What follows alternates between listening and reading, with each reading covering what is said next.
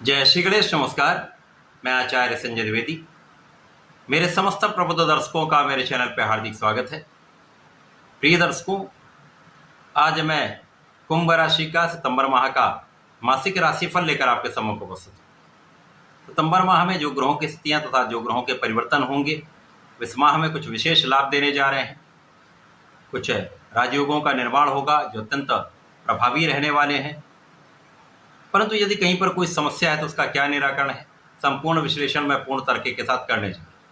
प्रिय दर्शकों, इस राशिफल को आप अपने लग्न तथा राशि दोनों के अनुसार देख सकते हैं। अर्थात आपकी कुंभ लग्न है अथवा कुंभ राशि है तो ये राशिफल आपके लिए।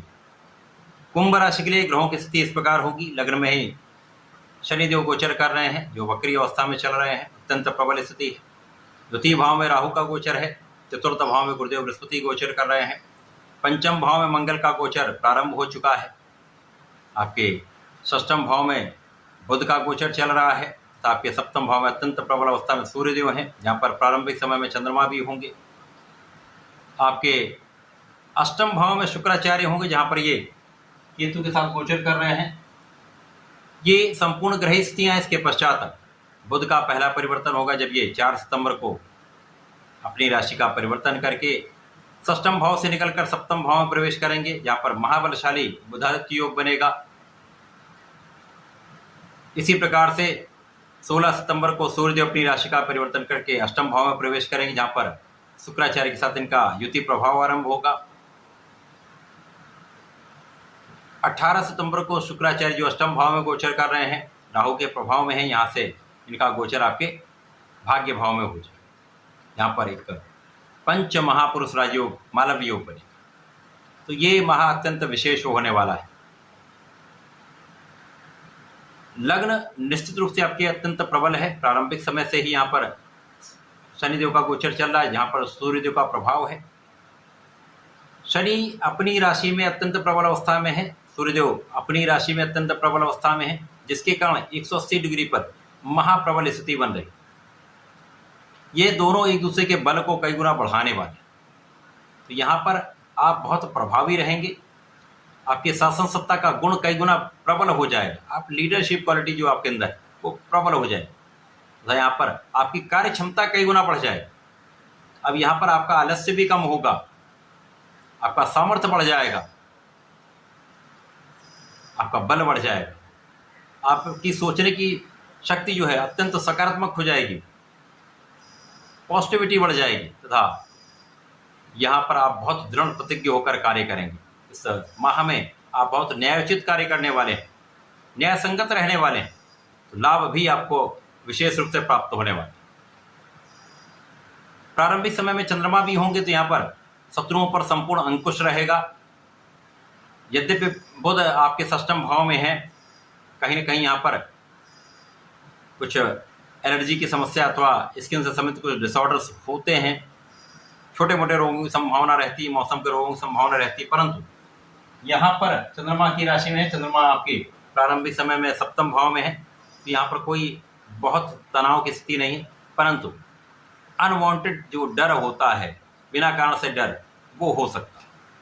तो यहाँ पर अपने डर को त्यागिए, आपका कॉन्फिडेंस बहुत अच्छा रहे।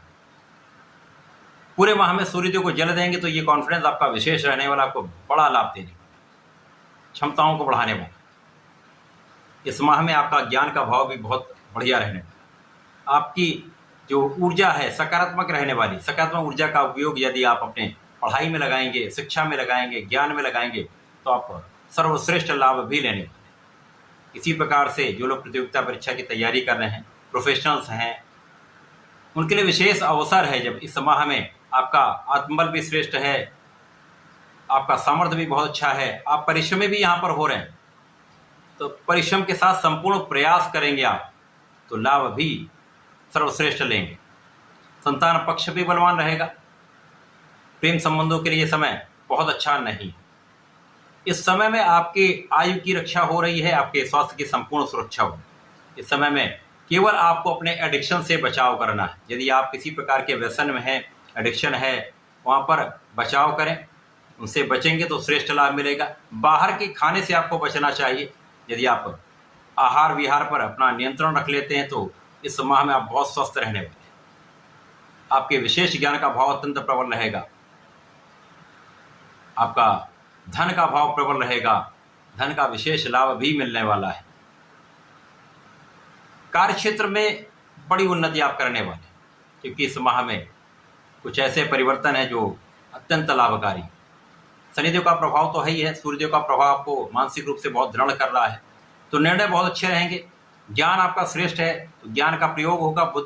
बुद्धि श्रेष्ठ रहने वाली, कुशाग्र रहने वाली, तो बुद्धि बल भी श्रेष्ठ है, तो आपका कैलकुलेशन बहुत अच्छा रहेगा। आप गणनाएं बहुत अच्छी करके कार्य करने वाले, सफलता निश्चित मिलेगी।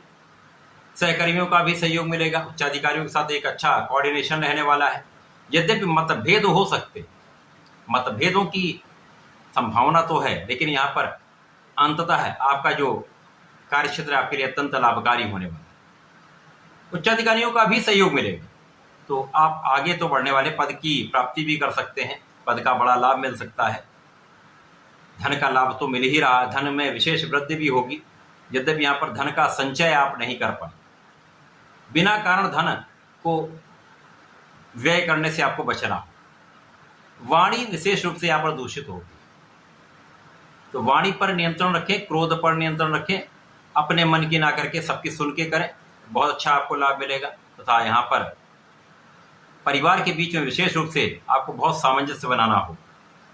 यदि परिवार के बीच में सामंजस्य बना के चलेंगे तो परिवार का संपूर्ण सहयोग आपके साथ है, बना हुआ।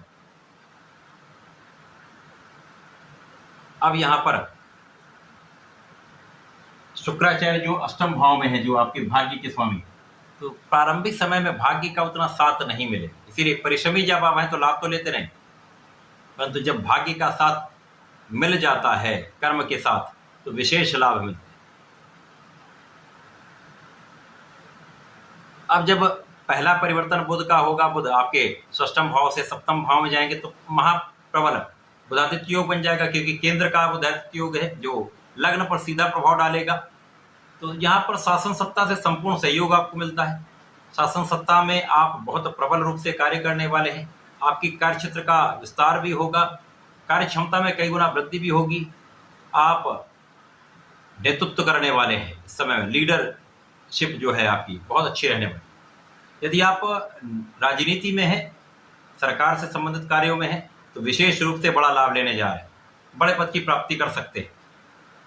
इस समय में सरकारी तंत्र से संपूर्ण लाभ मिलेगा, सरकार का पूरा सहयोग मिलेगा, पिता का संपूर्ण आशीर्वाद आपको प्राप्त होता है।